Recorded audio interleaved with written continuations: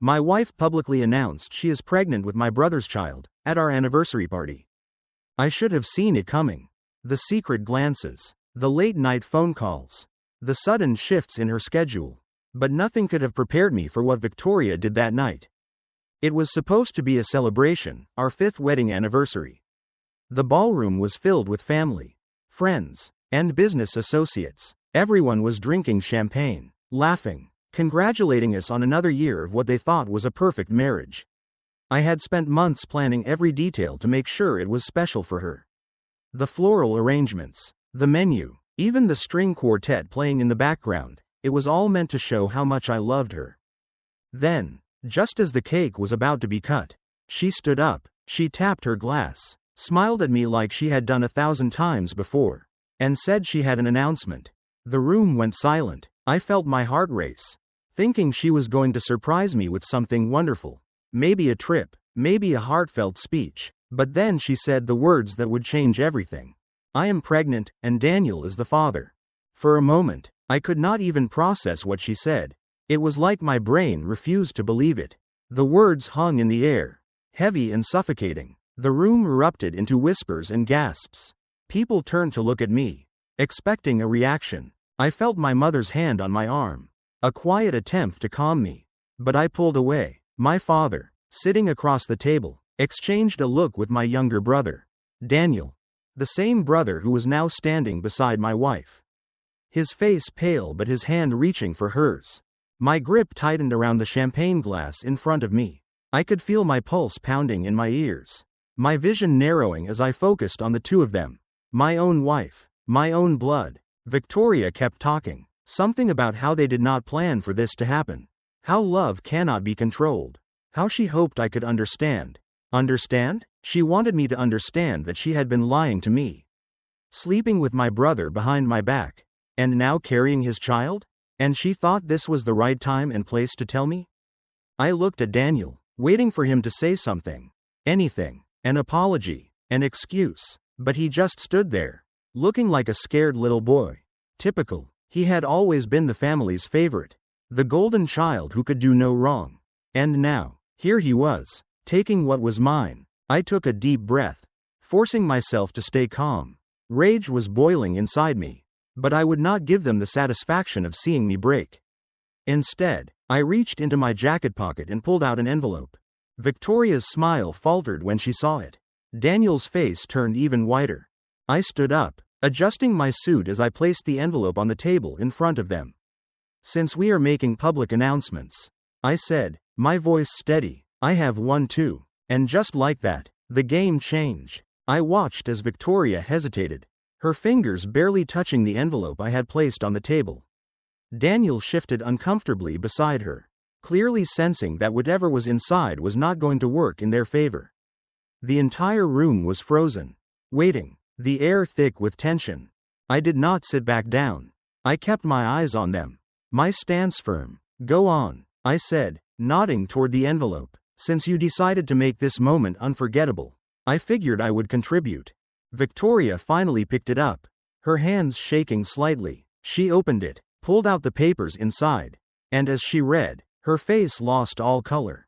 I could see her trying to keep her composure, but she was unraveling. Daniel leaned in, reading over her shoulder, and then his expression changed from guilt to panic. What is this? He muttered, barely above a whisper. I crossed my arms. That, dear brother, is a revised prenuptial agreement. The one Victoria signed when she married me. And guess what? There is an adultery clause. I turned toward the guests, letting my voice carry. For those of you who are unfamiliar with legal documents, let me simplify it. Victoria gets nothing. A murmur spread through the crowd. My mother's hand covered her mouth. My father's jaw tightened, and Daniel's face burned red with embarrassment. Victoria, however, was still trying to recover. You cannot do this. She stammered, gripping the papers like she could force the words to change if she held them tight enough. You cannot just throw me away like this. I laughed, a cold, humorless sound. Throw you away? That is rich, coming from the woman who spent who knows how long sneaking around with my own brother. I took a step closer, lowering my voice so only she could hear. You thought I would just accept this? That I would stand here and let you humiliate me in front of my family, my friends, and my business partners? No, Victoria, the only one walking away humiliated tonight is you. She turned to my parents as if they could somehow rescue her. But my mother just looked at her in shock. Even my father, who had always favored Daniel, seemed disgusted. Daniel, still stunned, shook his head. This is insane. Man, we can figure something out. I turned to him, eyes narrowing. Figure what out? That you slept with my wife? That you were about to be a father to a child that should have never existed? I exhaled, my voice steady but sharp. There is nothing to figure out. Daniel, you made your bed. Now, lie in it. Victoria's lower lip trembled, her perfect act finally shattering. I was going to tell you in private. I wanted to be honest. I tilted my head, giving her a long look. You had plenty of chances to be honest. You chose this moment instead. So now, you get to deal with the consequences. And just like that, the entire room saw the truth. Victoria and Daniel had played their game. And they had lost. The room was still thick with tension, the silence stretching as everyone processed what had just happened. Victoria was gripping the envelope like a lifeline. But there was no saving her now. Daniel had his head down, avoiding eye contact, while my mother looked like she had just been slapped. My father, ever the diplomat, cleared his throat, trying to regain control of the situation. Son, he said, his voice measured but firm. We need to talk about this privately. This is a family matter. And I laughed, shaking my head. A family matter? I repeated, looking him dead in the eye. The same family that plotted behind my back? The same family that allowed this to happen under their roof, knowing full well what was going on. Tell me, Dad, when exactly were you planning to tell me that my wife and my brother were sneaking around behind my back? His jaw tightened. He had no answer, of course. I did not expect him to. Victoria finally found her voice. Please, she whispered, glancing around at the guests who were still staring, waiting for the next explosion. Can we talk somewhere else? Just the three of us? She looked up at me, her eyes glassy with unshed tears. I know you are angry. But angry? I cut in, shaking my head. No, Victoria, I am not just angry. I am done. Her lips trembled, but I saw something else flicker in her eyes, something like desperation. She thought she could still control this. You do not understand. I took a step closer, lowering my voice but making sure it was still loud enough for everyone to hear. I understand perfectly, I said. You wanted security. You wanted power. You wanted the Mercer name. But you also wanted the thrill of sneaking around with my brother. And now that you have been caught, you want to play the victim? Daniel finally lifted his head, his face tight with frustration. You do not have to do this here. Man, he said, you have made your point. I turned to him, my expression cold. Have I? I asked, tilting my head, because I am not sure you fully understand what you have done. I gestured to the stunned crowd. Look around. Daniel, every single person here now knows exactly what kind of man you are. And if you think this ends tonight, you are wrong. He paled. What are you talking about? I smirked. Oh, you will find out soon enough. My father pinched the bridge of his nose, finally snapping. Enough, he snapped. This has gone too far. We need to handle this like adults. Adults? I scoffed. Funny how you want to be the voice of reason now. I turned to Victoria, watching as she shifted uncomfortably under my gaze. Did you think you were going to win this? That I would just stand here and let you and my brother take everything from me? She said nothing, just looked down at the envelope in her hands. I exhaled, shaking my head. Enjoy what is left of your reputation, Victoria, because after tonight, it is all downhill from here. The air in the room had changed. The whispers had turned into full-blown conversations. People shifting uncomfortably, trying to act like they were not watching every second of this disaster unfold. I could see some of the guests sneaking glances at their phones, probably already texting about the scandal. Good, let them talk. Victoria was still standing there, gripping the envelope so tightly her knuckles had turned white. Daniel looked ready to bolt, like a cornered rat realizing there was no way out. My father, still desperate to salvage what he could, stepped closer, lowering his voice. Son, listen to me. You are making a mistake by handling it this way. This is not just about you. Think about the company. About our family name. I let out a humorless chuckle. Our family name? I repeated. You mean the one you all tried to use against me? The one you and Mom were willing to throw me under the bus for just to protect Daniel? No, Dad, you do not get to talk to me about the Mercer name like it means anything anymore. My mother finally spoke up, her voice softer, pleading. You do not have to do this. Sweetheart, we can fix this. Families survive things like this all the time. You cannot just throw away your own blood over a mistake. A mistake? I repeated, turning toward her. You knew what was happening and you let it happen. You protected them while I was the fool. Completely in the dark. I shook my head. You are just as guilty as they are. She flinched like I had slapped her. Maybe my words hurt, but nowhere near as much as their betrayal had hurt me. Victoria took a shaky breath. I never meant for it to happen like this, she said, her voice barely above a whisper. I was scared. I did not know how to tell you. You did not know how to tell me? I echoed, feeling the anger bubbling up again. So instead of telling me, you decided to announce it in front of an entire room full of people? You let it get to this point. Victoria, you made this choice. She shook her head rapidly. No, it was not supposed to go like this. She looked at Daniel, and for the first time, I saw something shift in her eyes. Panic. I smirked. Oh, did you think he would save you?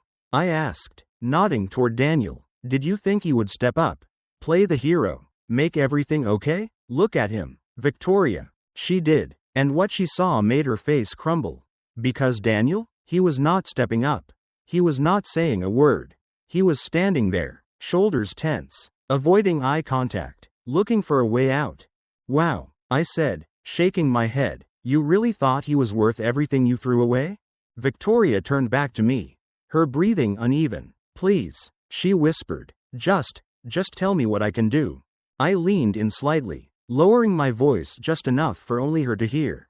You can watch, I said, my tone almost casual. Watch as everything you tried to take from me crumbles right in front of you. And with that, I turned away, because I had bigger plans. And this was just the beginning. The silence that followed was heavy. Victoria stood frozen, her face pale, her hands still gripping the envelope like it held the last thread of her dignity. Daniel was worse. He had not said a single word. His silence spoke louder than any defense he could have made. I turned my back on them, stepping toward the center of the room. If they thought I was done, they were wrong. Now that the truth is out, I said, my voice loud enough to carry through the entire venue. Let's talk about what happens next. My father tensed. My mother clutched at the pearls around her neck, a nervous habit she had whenever things were spiraling beyond her control. I saw the way some guests exchanged glances, some pretending to check their phones to avoid eye contact, others blatantly staring, unable to look away from the unfolding disaster. Victoria took a shaky breath. Please, I held up a hand, stopping her. You had your moment, Victoria, now it is my turn. She swallowed, glancing around the room like she was searching for an escape. But there was none. Daniel stood stiffly, as if hoping that if he stayed silent long enough, he could just disappear. My attention snapped back to my father. You have always talked about loyalty, about family, about protecting what is ours, I said, but when it came down to it, you chose them over me. You knew what they were doing, and you let it happen. My father straightened, adjusting his jacket like he could still somehow regain control. Son, let's not make a spectacle of this. We should discuss things privately. I let out a sharp laugh. Oh, now you want privacy? I gestured to the room. Did you say that to them when they planned this whole ridiculous stunt? Did you stop them when they decided to announce their affair in front of everyone I know? No? Then I don't think privacy matters much anymore. His jaw tightened. He knew he had lost control of the situation, and that was killing him. I continued, my voice steady. I was supposed to be the fool, right? The last to know. The one standing here, humiliated, forced to accept whatever scraps of dignity were left. But that is not going to happen. Daniel finally spoke, his voice barely above a whisper. What are you going to do? I turned to him, tilting my head slightly. You don't get to ask that. You lost the right to ask me anything the moment you betrayed me. He looked away. I exhaled slowly. turning my gaze to Victoria. You wanted my money, my name, my legacy, but let me make one thing very clear, everything you wanted? It is gone. You get nothing. Her eyes widened. What? No, that is not fair. Fair? I repeated, smirking. You think fairness applies here? You think after what you did, you still deserve anything? I shook my head. You lost, Victoria, and the best part? You did it to yourself. She tried to say something, but I did not care. I had wasted enough time on people who had already shown me exactly who they were. I turned, walking toward the exit. Let them stand there in the ruins of their own making. I had more important things to do. This was only the beginning.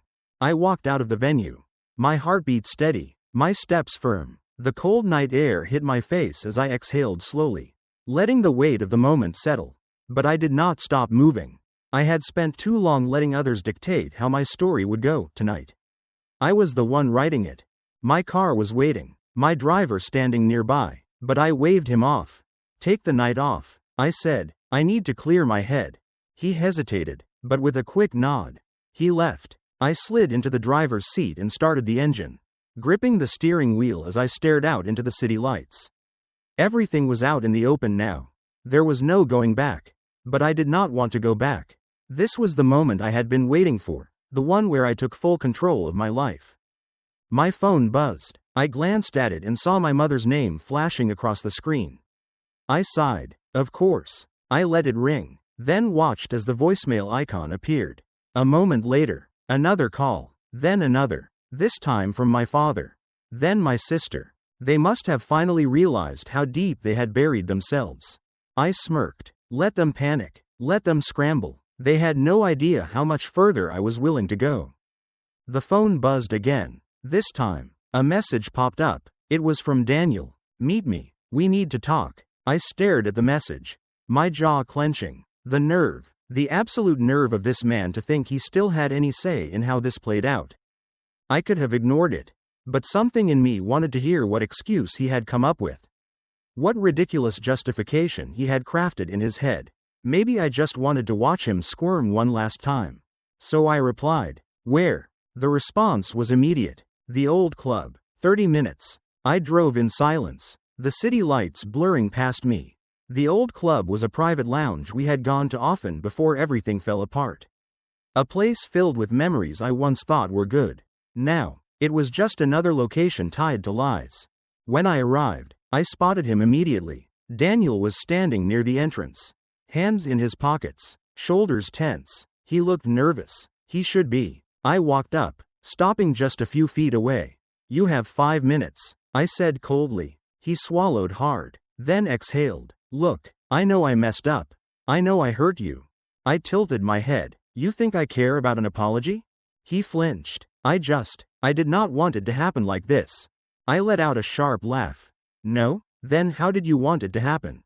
Daniel, were you planning on sneaking around forever? Hoping I would never find out? Or were you just waiting for the right moment to betray me completely?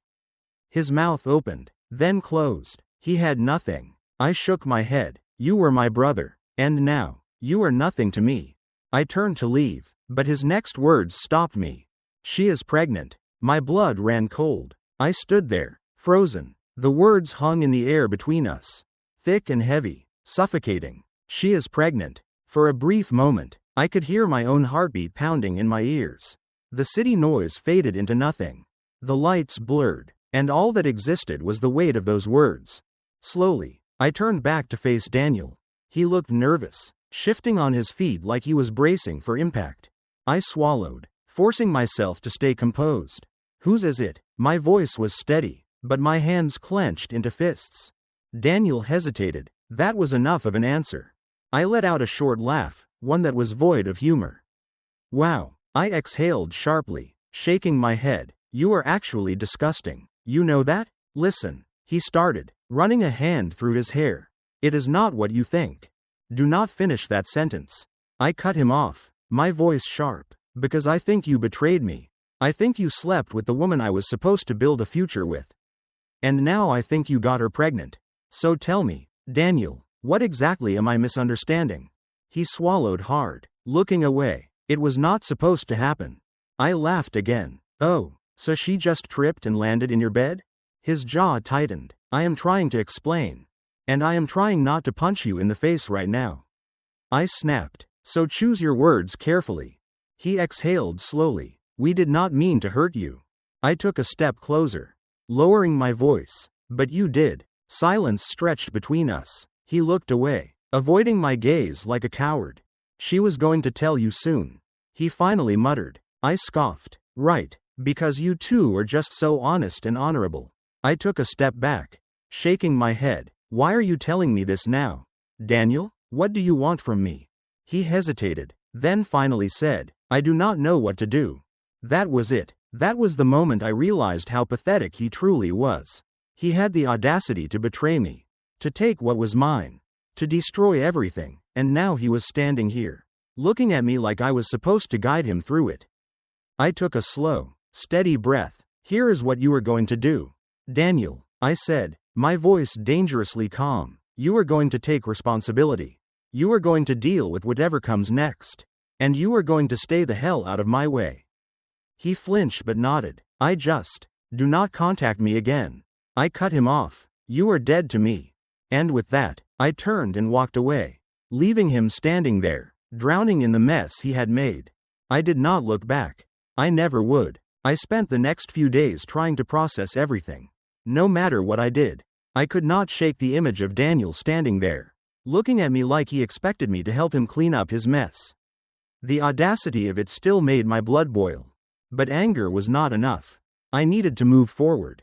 I needed to focus on myself, on rebuilding the life they tried to destroy. The first step? Cutting them out completely. I blocked Daniel's number first, then hers. There was nothing left to say. They had made their choices, and I was making mine. For a moment, I thought that was the end of it, that they would leave me alone, at least long enough for me to start healing. But, of course, that was too much to ask. 2 days later, I got a call from an unknown number. I should have ignored it. I wish I had, but against my better judgment, I answered. Hello? There was a long pause. Then a hesitant voice. Hey, it is me. I nearly hung up right there. But something in her tone made me pause. Not guilt, not regret, something else. What do you want? I asked, my voice cold. She sighed. I wanted to talk. I clenched my jaw. There is nothing left to talk about. I know. Another pause. But I need you to know that I never meant for this to happen like this. I laughed, sharp and bitter. Right, because this was all just a terrible accident. I am serious. She insisted. I never wanted to hurt you. But you did. I shot back. You made a choice. And now you are dealing with the consequences. So tell me, why are you really calling? Silence. Then, finally, she spoke. I am scared. I froze. That was not what I expected. Scared of what? I asked, though I was not sure I wanted to hear the answer. She exhaled shakily. Of him. My stomach dropped. Daniel, what do you mean? My voice was lower now. Controlled, but something uneasy settled in my chest. He is not the person I thought he was. She admitted. I thought this would be different. That we would be happy. But he has changed. I closed my eyes, exhaling sharply. And you think I care? She hesitated. No, I did not know who else to call. That hit me harder than I wanted to admit. She had destroyed my trust, shattered everything we had built together. And yet, when things went wrong, I was still the one she turned to. It was pathetic. And yet, I could not ignore the way her voice shook, the way she sounded genuinely afraid. Listen, I said finally, you made your bed, now you have to lie in it. I do not owe you anything. Not my time, not my sympathy, and sure as hell not my help. She let out a shaky breath. I know. Then do not call me again. I hung up before she could say another word. And just like that, I closed the door on whatever was left of that part of my life. For the first time in weeks, I felt like I could finally breathe. Cutting her off was the last thing tethering me to the past. To the betrayal, to all the pain they had caused. I had done everything I could to move forward. But, as it turned out, they were not done with me yet. The next morning, I woke up to a flood of messages from an unknown number. At first, I ignored them, but after the 10th notification, my curiosity got the better of me. I hesitated before opening the first text. Please, just hear me out. I clenched my jaw. I knew exactly who it was. More messages followed. I am sorry. I know you do not owe me anything. But I need your help. I think I made a mistake. I exhaled sharply, gripping my phone so tight my knuckles turned white. A mistake? That was all she could call it? A mistake? I almost deleted the messages. I should have, but against my better judgment, I kept scrolling. And then I saw it. I think Daniel is trying to ruin you. I froze. My heart pounded in my chest as I reread the message. Ruining me? I felt a slow, simmering rage creep into my veins. As much as I wanted to ignore it, I knew I couldn't, not when it came to Daniel. He had already proven that he had no limits, no morals, no hesitation when it came to destroying the people who trusted him. I took a deep breath, trying to keep my emotions in check, and finally responded. What do you mean? She replied almost instantly. He knows you have been doing well. He is angry that you cut him off. He is talking to people, trying to spread rumors about you. I swallowed hard. I had worked too hard, fought too long, to let him take anything else from me. What kind of rumors? I texted back, my fingers shaking slightly. I do not know everything. She admitted, but he has been meeting with people you used to work with. People in your industry. He is telling them that you cannot be trusted, that you are unstable, that you are a fraud. My blood ran cold. Daniel was not just trying to hurt me. He was trying to destroy my reputation, my career, everything I had built from the ground up. Why are you telling me this? I asked. She hesitated before replying. Because I know what he is capable of, and I think he is planning something worse. That was all it took. I was done ignoring him. I sat up, my mind racing. If Daniel wanted a fight, he was about to get one. I had spent too much time picking up the pieces of my life to let him tear them apart again. If he thought he could ruin me, then he had no idea who he was dealing with. I sat there for a moment, staring at my phone, my mind racing. Daniel was always manipulative, always playing games. But this was something else entirely. He was not just trying to hurt me. He was trying to erase everything I had worked for. A part of me wanted to ignore it, to move on, to not let him pull me back into his chaos. But I knew better. If I let this go, he would not stop. He would keep pushing, keep lying, keep twisting the truth until I had nothing left. I had to act. I called my lawyer first.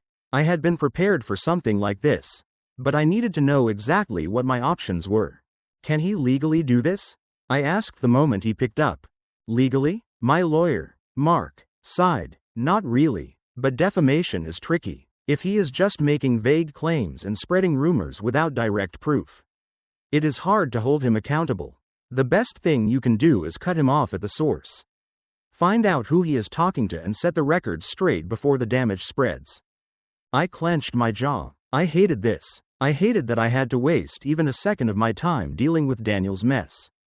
All right, I said, rubbing my temples. I will handle it. Next, I called a friend, someone who still worked in my industry and had ears on the ground. Have you heard anything about me lately? I asked, trying to keep my voice even. There was a pause on the other end, a hesitation. I was hoping you would call. She admitted, yeah, there have been whispers. A few people said Daniel has been talking about you. He is making it seem like you are unreliable, like you do not follow through on your commitments. Nothing concrete, just enough to make people question you. I felt my stomach turn. This was exactly what I had feared. Who has he talked to? I asked. I know for sure he has been in contact with a few investors. She said carefully, and one of them backed out of a deal with you last week. I did not think much of it at the time. But now, it all made sense. Daniel was trying to make me look like a risk. He knew how hard I had fought to build my reputation. And he was going after the one thing that could truly hurt me, my credibility. But if he thought I was just going to sit back and let it happen, he was about to get the shock of his life. I thanked my friend, hung up, and started making calls of my own. I was going to shut this down before it got any worse. By the end of the day, I had spoken to nearly every important contact in my network. I made sure they knew the truth. I explained the situation in a way that left no room for doubt. Daniel was a liar, and I was not going anywhere. But even as I handled the immediate damage, I knew this was not over. Daniel had made a move. Now, it was my turn. I had spent the entire day making calls, setting the record straight, and undoing the damage Daniel had caused. But even as I managed to reassure my investors and contacts, a gnawing feeling of unease remained. I knew Daniel. I knew he was not going to stop just because I had blocked his first attempt. If anything, he was probably already planning his next move. That night, I sat in my office, staring at my laptop screen. I was exhausted, but my mind refused to shut off. I kept thinking about the lengths Daniel was willing to go just to ruin me. He had already tried to destroy my reputation. What was next? Then, my phone buzzed. A message from an unknown number. This is not over. You think you can cut me out. But you can't. I know things about you. People will believe me. Watch yourself. I stared at the screen, my grip tightening on the phone. There it was. The next step. Now, he was moving from spreading rumors to outright threats. I took a deep breath, forcing myself to stay calm. I needed to think. If Daniel was willing to send me a message like this, it meant he was getting desperate. That was good. It meant my counterattack had worked. But it also meant he was unpredictable. And unpredictable people were dangerous. I needed to be a step ahead. I picked up my phone and dialed Mark, my lawyer. I just got a threat from Daniel, I said the moment he answered. I need to know my legal options. Mark sighed. I was afraid this might escalate. All right, let's talk about next steps. First, save that message, screenshot it, document everything. We need a paper trail in case this gets worse. I did exactly that, forwarding the message to my email and taking multiple screenshots. If he keeps pushing, we can go for a restraining order. Mark continued. It is a long shot. But with enough proof of harassment, it is possible. For now, my advice? Do not engage. He wants a reaction. Do not give it to him. I nodded, even though I knew staying silent would be difficult. Every instinct in me wanted to fight back, to call Daniel out and expose him for the manipulative liar he was. But Mark was right. Daniel wanted a reaction. He wanted me to lash out so he could twist the narrative against me. Instead, I was going to do something worse. I was going to cut him off completely. No more reacting. No more playing defense. I called my security team and made sure they were aware of the situation. If Daniel tried anything, they would be watching. I also had them monitor my emails and messages. Anything suspicious would be flagged. Then, I sat back and waited. Daniel thought he was in control, that he could manipulate the situation to his advantage. But what he did not realize was that I had already started working on my next move. He had pushed too far. And now, I was about to end this once and for all. The next morning, I woke up feeling more determined than ever. Daniel thought he could rattle me, make me second-guess myself. But he had no idea what I was capable of when backed into a corner. He had been playing games. But I was about to end the match. I went straight to my office, already knowing what I needed to do. First, I forwarded the threatening message to my lawyer, Mark, and told him to start preparing the necessary documents. A restraining order might take time, but I needed every legal safeguard in place. Then, I picked up my phone and made the call I had been debating for the past few days. Hello? The voice on the other end was cautious, but I could tell he had been expecting my call. Mr. Donovan, I said, keeping my tone professional. I believe you and I have a mutual interest in keeping Daniel from causing more trouble. There was a pause. Then, a low chuckle. Oh, so you finally decided to reach out. I was wondering how long it would take. Mr. Donovan was one of my competitors. But he was also someone who had been burned by Daniel's recklessness before. Daniel had tried to play both sides, thinking he could manipulate people into giving him opportunities. What he had not realized was that his bridge burning had finally caught up with him. I have information that I believe will interest you, I continued, and in return, I need your cooperation in ensuring that Daniel has no more influence in this industry.